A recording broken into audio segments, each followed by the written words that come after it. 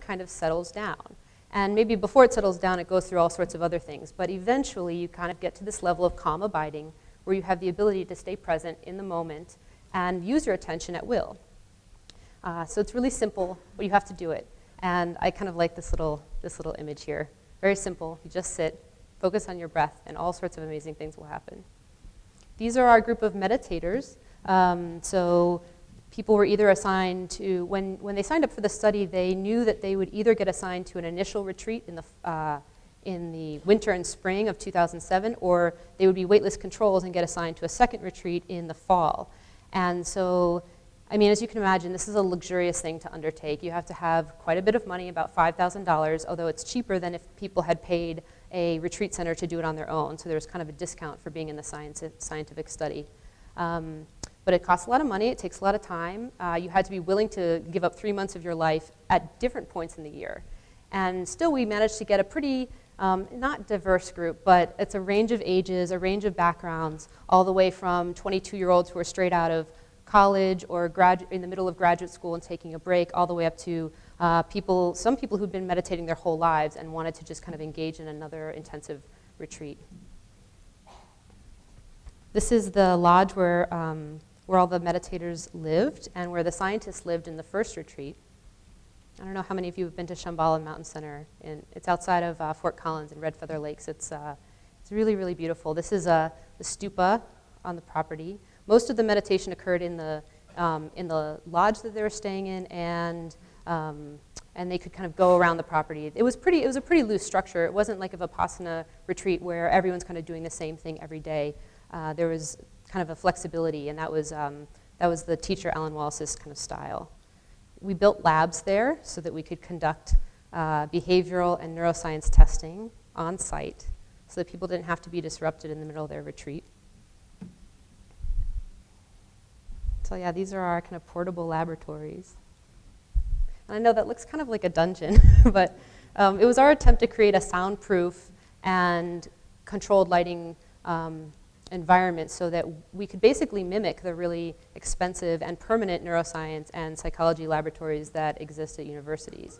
You might also notice there's a camera that's kind of pointing straight at the person as they sit in front of the computer, but that was actually covered up during the testing so that we could unobtrusively measure people's emotional responses to certain stimuli.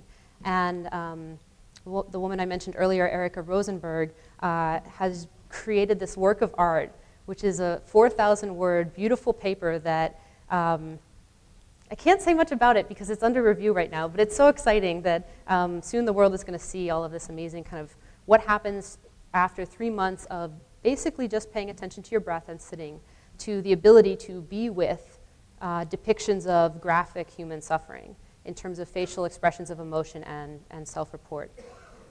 We eventually actually debriefed people, so we had to measure it and not tell them that we were measuring their facial expressions, and then people could opt into the data at the end of the study once they were debriefed. And that's us collecting data, so that's kind of where we sat for many hours every day for 3 months.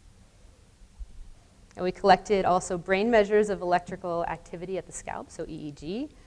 We collected physiology measures. So that's one of our volunteers. That's Stephen Eichley. He's one of the research scientists on the study. We collected blood and saliva, all sorts of different biomarkers. The approach here was we may never get to do something like this ever again, so we're going to collect as much data as possible. And that was both a blessing and a curse because now we have more data than we know what to do with.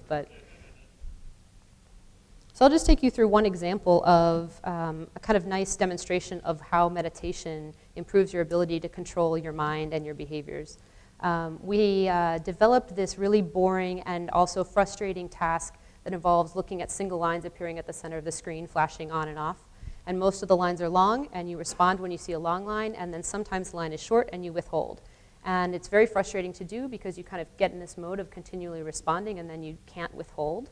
And people do really badly at this kind of task, especially when it's about half an hour long. And what we found is that after about a month and a half of training, people were able to improve their performance in inhibiting their responses. And it actually translated into how they self-reported that they felt at the end of 3 months of retreat.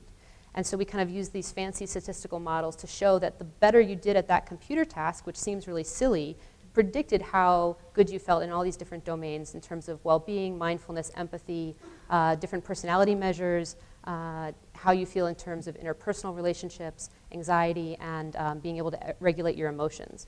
And I think this kind of demonstrates that it's nice to combine very mechanistic tasks with something that's real world. And I'll kind of come back to that later with respect to psychedelic science.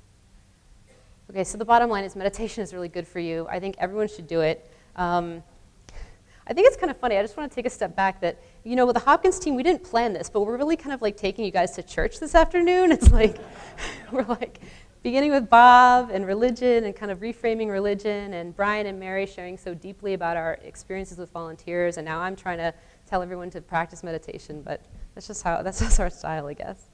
So we found improvements in perception, concentration, biomarkers of stress and aging, changes in brain structure and function, and there are tons of other studies that have looked at changes in the amount of gray and white matter in people's brains as they go through training, and also brain function. There's just, I mean, it's an exponential growth in papers on meditation training, both in adepts and in beginners, people who are healthy and who are sick. Okay, so to sum up kind of what contemplative science is now, there are longitudinal studies of healthy people who are beginning a meditation practice, and long-term meditators. And that has allowed us to kind of foray into a much larger field, which is interested in neuroplasticity.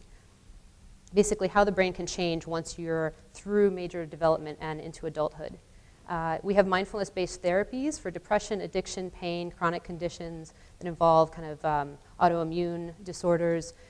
More recently, there's this kind of movement toward resilience training. So I included public schools along with prison and military because I think sometimes we forget that public school is really, really, really challenging and suffering for a lot of people. And you know, we see this. We're in Baltimore, and we see it every day. That while we are having people have mystical experiences on a couch, there are people who are in acute suffering right next door. And I think that what contemplative science has offered is that a practice that's really simple, it's free. Once you learn it, you have it, that can be used in all sorts of different contexts. It doesn't matter who you are.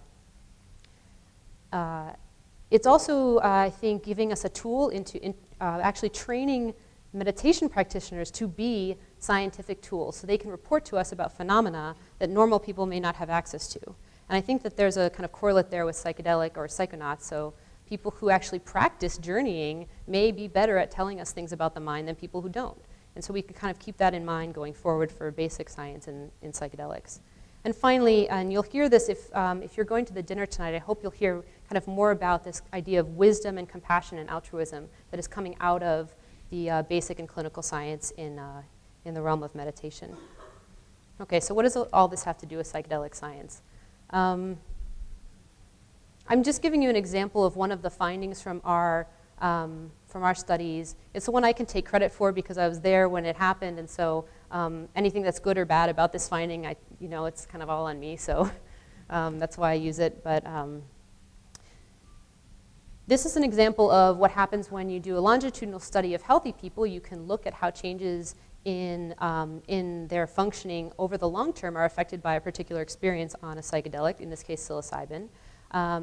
And kind of extending that forward, you could imagine all sorts of really interesting research with creativity. Openness is related to inspiration, number of inventions and patents that people have. There was an Australian study that showed that one standard deviation increase in openness over time was equivalent to a $60,000 increase in annual income in terms of general happiness. You can imagine all sorts of interesting applications for psychedelic-based therapy, which we've heard a lot about this weekend. For treatment-resistant major depression, and we have a couple groups in the world now, in the UK and other places, about to embark in this direction, looking at brain mechanisms, neurochemistry, changes in the brain in terms of kind of stimulating neuroplasticity. And that all sounds very exciting. However, this is where I'm going to kind of say my piece about how psychedelic science should kind of watch out. I actually don't think that there's any amount of data or enthusiasm that is going to be enough unless we reach out to the people who don't think that psychedelic science is such a great idea. And not just psychedelic science, but psychedelic healing. And so I would kind of remind people that, you know, now meditation is mainstream. That's a picture of a congressman from Ohio who's big into meditation and mindfulness all of a sudden. He was basically at his wit's end, and he went on a Jon Kabat-Zinn mindfulness-based stress reduction retreat, and it changed his life. And so he wrote this book, Mindful Nation, and he passed it out to Congress. And I mean, this is so mainstream, it's almost hard to imagine where meditation came from. And I think it was not an easy sell at first. And you know, I kind of came toward the tail end of meditation being accepted, but even when I was in grad school, starting in 2004, many of our faculty members and kind of fellow academics basically thought that meditation was just totally wacky, and like, why would you waste your time on this kind of study? And you know, you know, all the stuff about mystical experience is so powerful at the personal level and in terms of when the person goes back into society. But I think we have to be careful because sometimes it sounds really too wacky for people. And it sounds unfamiliar, it can be scary. I mean, we are all kind of celebrating this idea of not being tied to a permanent self. But most people like the idea of a permanent self. And when you kind of say that, oh, well, this kind of experience can show you that all is one, it's like, no, no, no, everything isn't one. It's me and everything else, you know? So we kind of keeping in mind that this is the perspective that some people are coming from. And finally, I mean, this is something that is obvious, I think, and unfortunate, that because psychedelics are Schedule 1, some psychedelics are not Schedule 1, but they're all basically illegal for most people to use. And illegal is assumed to be dangerous. And that's going to take a long time to change that kind of thinking, and it's just kind of what we have to deal with. So I think going forward, we can use contemplative science as a model. So we should continue with clinical trials. And that's not just, I think, getting FDA-approved medications, which a lot of people have talked about at this conference. A lot of exciting research is going on in that area. But it's kind of presenting a new model for healthcare, and especially for palliative care. Contemplative science, too, is offering a new model of health and well-being and how to approach various points along the life trajectory, especially in death and dying. And so I think we should kind of keep that in mind, that we may not just be suggesting new medicines, we're suggesting a new model. Longitudinal studies in healthy people, I don't think we can forget how important basic science is in this whole enterprise. The idea, so you know, I mean, Obama just had this brain initiative, and the public loves to see brain images and think about, oh, I can just change my brain. And it's not something that's wrong with me, it's just I need to kind of repattern and rewire and train my brain. And doing studies with healthy people can help to show that, especially with psychedelics, as well as contemplative science. And I think we should look at both beginners, so people who are hallucinogen naive, and adepts. And I'm using the term adept.